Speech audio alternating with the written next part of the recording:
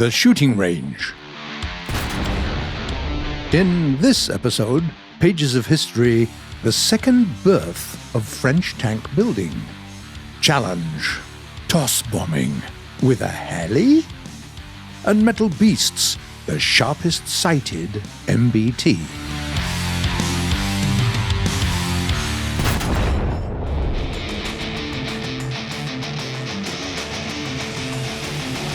In this episode, we'll continue telling you about additions brought by the New Power Update. Today's highlight is one of the latest models in the T-72 family, and no doubt this machine has the prettiest eyes among all tanks. Please welcome the T-90A main battle tank with a battle rating of 10.3. The engineers put a lot of effort into upgrading this machine to meet the requirements of the modern times. This tank has a 2-axis stabilized 125mm gun with elevation angles between -4 and +15 degrees. Of course, it has 2 machine guns as well, one coaxial, another turret-mounted. The frontal part of this tank is covered by combined armor with blocks of Contact 5 reactive armor. Moreover, the T-90A is equipped with the Storer electro-optical active protection system that includes a laser warning, thermal sights, and smoke launchers. The driver sits in the front, while other crew members crowd together in the turret, right above the automated ammo racks.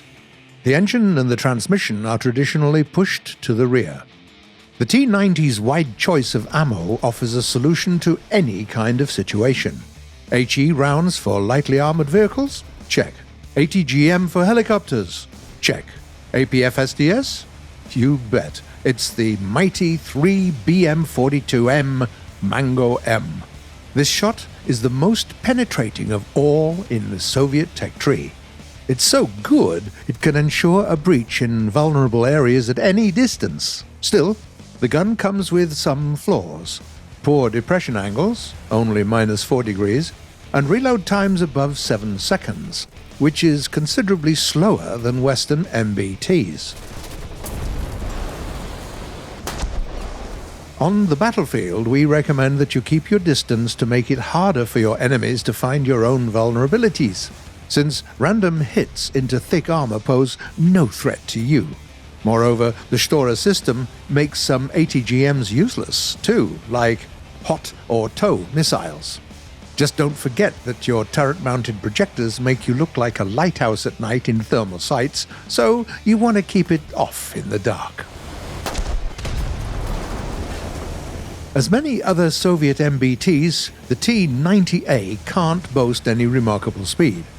Yes, it can join the main force in attacking the central directions, but it's clearly not fast enough for quick flank attacks. You should never forget about its tight layout. Almost any successful penetration can gift you a free ticket to the hangar screen.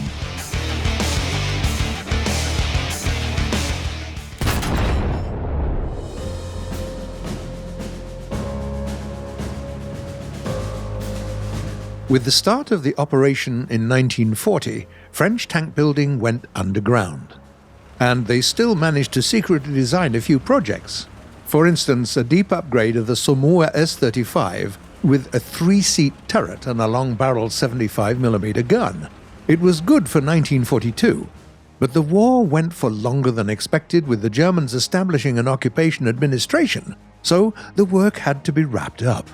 However, when the Allies launched the D-Day operation and liberated Paris, the factories began designing new tanks and other armor immediately. No one had any idea how long the war would last, so the French were quick to restore their tank building. As early as October 1944, the new order to develop new armored vehicles was issued.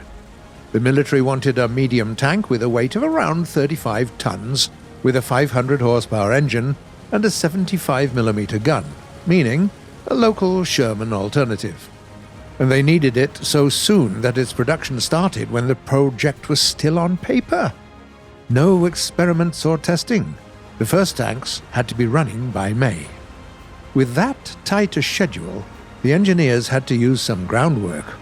For instance, The chassis was based on the Char B1. The gun was taken from the aforementioned Sormua upgrade, while the transverse engine layout had been tested before the war. Thus, the engineers created the ARL-44, a highly uncommon tank that combined advanced solutions with almost archaic ones from the 1920s. As it often happened, the Army sent some new demands, blowing up a clumsy but still conceivable tank out of proportion. The reasoning behind their demands was understandable, though. France was the first nation to see the new King Tigers in action. The Army was impressed with their guns so much that they couldn't help ordering a tank with something similar. So, the Schneider Company developed a new 90mm gun with a muzzle velocity of around 1,000 meters a second. It was pretty great, but also absolutely impossible to fit into the existing turret. So, it had to be remade.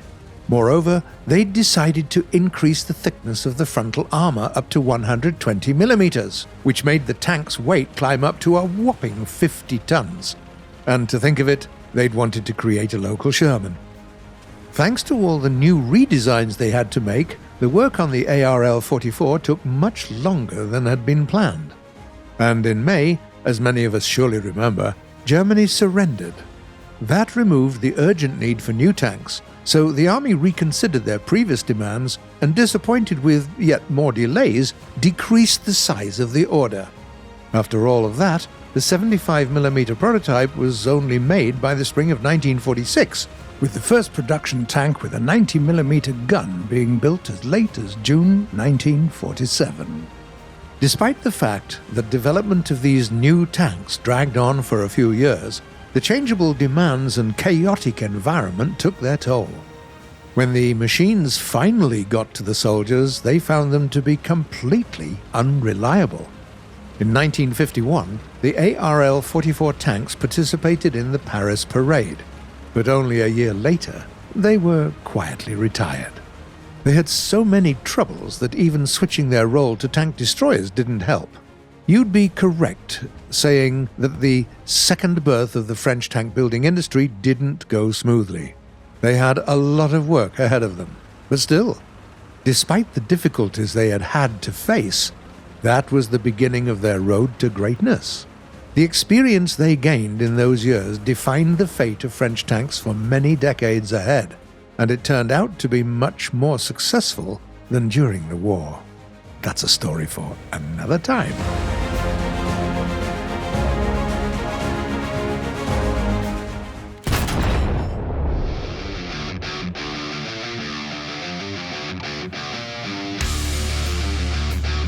In one of our earlier episodes, we used the toss bombing technique, meaning we dropped bombs while pitching the aircraft's nose up and sending the bombs along a long ballistic trajectory.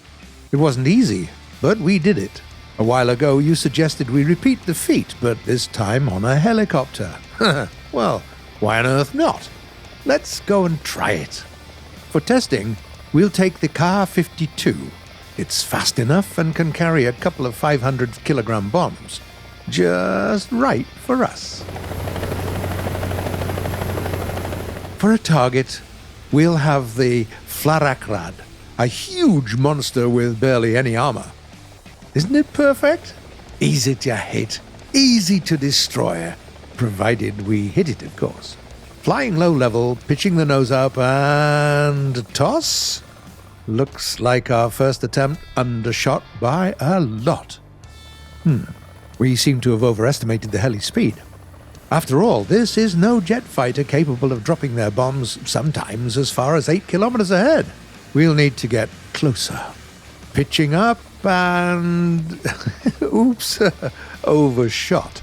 Too far this time. Well, let's try again. Pulling the stick now.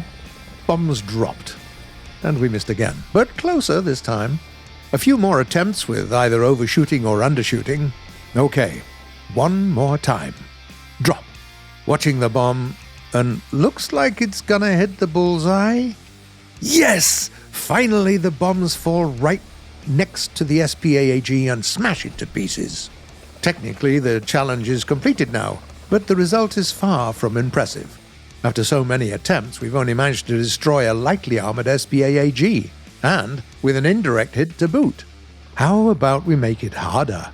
Let's choose something beefier for our target, some MBT perhaps? Say a Leopard 2A6. Thanks to the experience we've gained, we can now show much better accuracy. But destroying an MBT takes no less than a direct hit.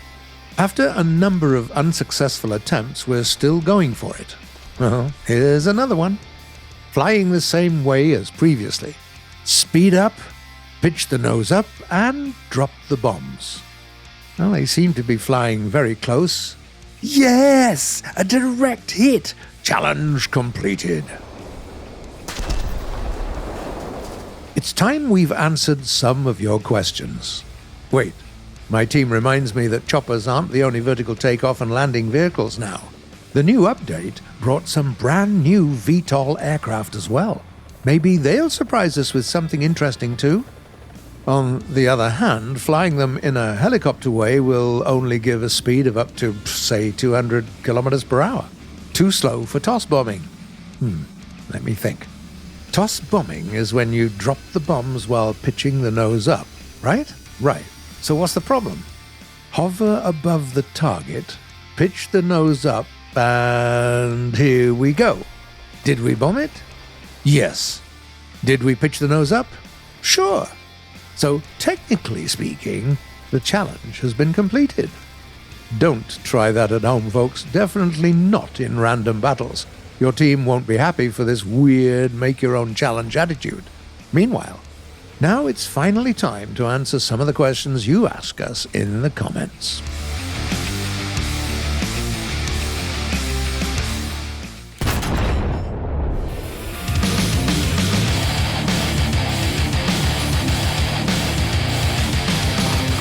The first question was sent by a player called Emmanuel HOTLINE.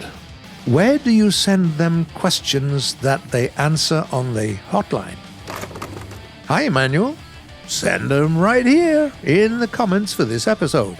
We're reading them all and selecting the most interesting ones to answer in the next episodes.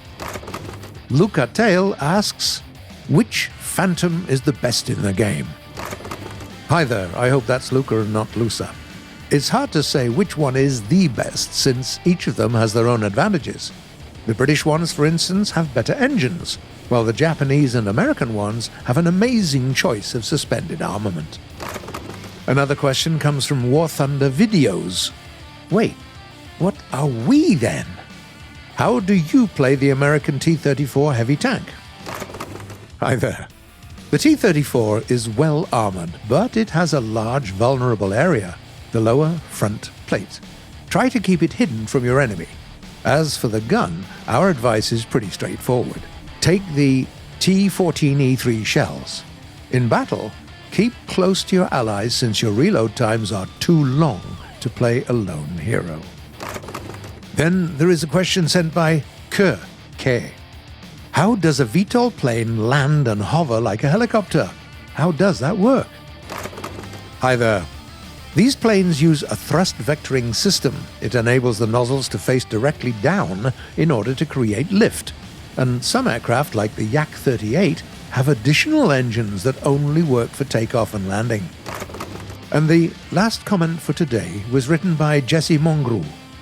Why did the later models of the FW-190 stop using radial engines? Hello, Jesse. Now, that's an interesting question, one that's worth talking about in pages of history during one of our next episodes. So stay tuned to get an answer for this one. Well, once again, that's it for today. You've been watching The Shooting Range by Gaijin Entertainment, and the next episode will premiere the following Sunday at 4 p.m. GMT or noon Eastern Time.